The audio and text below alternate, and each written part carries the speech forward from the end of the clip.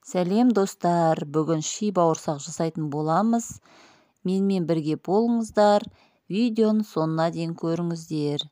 Қыздар, егер де менің YouTube каналыма тіркелмесеңіздер, тіркеліп, комментария жазып, лайк басыңызды ұмытпаңыздар.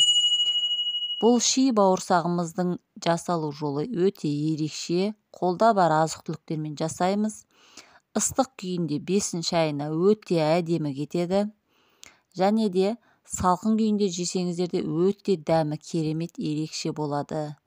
Бір жұмыртқаны алып, тұзы ерігенше жақсылап араластырамыз. Бір стакан айран, менде 300 миллилитр, өйткені стаканым үлкендеу. 100 грамм колбаса, 100 грамм сыр.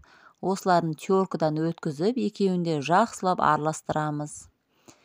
Және де ұнды жақсылап електен өткізілген менде.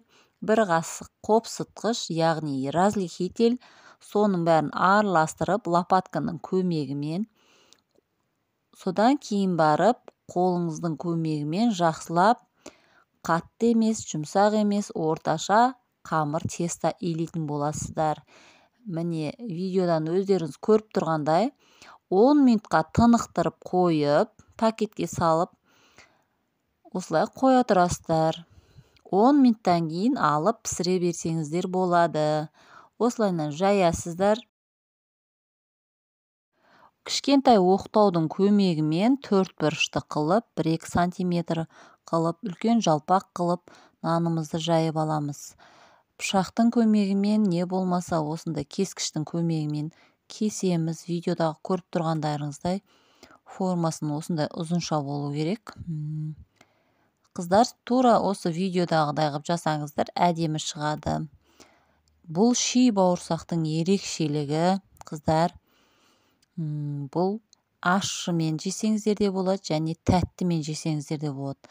Ыстық күйінде жесеңіздер де болады, және салқындатып, суытып жесеңіздер де өте дәмі ерекше керемет болып шығады. Вареньемен жеңіз, ащы, чертополох, кобрамен жесеңіздер де өте күшті кетеді. Әсіресе біз қазақтар бесін шайына күшті кетеді. Күйеуіңізге де, енеңізге де, бала-шағаңызға да керемет ұнайтынына сенімдімін. Қыздар, кесіп болғаннан кейін міндетті түрде 5 минутқа бетін жауып қоя тұрыңыздар. 5 минут жеткілікті болады. Оған дейін табаларыңызға кішкене майды құйып, орташа отта қыздырыңыздар. Қызып тұрған майға осылайынан екі жақ беті, яғни қызарғанша пісіріп алатын боласыздар. Өте керемет шығады. Сіздерге жасап көруге кеңес беремін. Ал қыздар, сіздерге сәттілік, бізге ас болсын. Қыздар, менің видеом ұнап жатса, сіздерге маған тіркелуді, лайк басуды және комментария жазуды ұмытпаңыздар.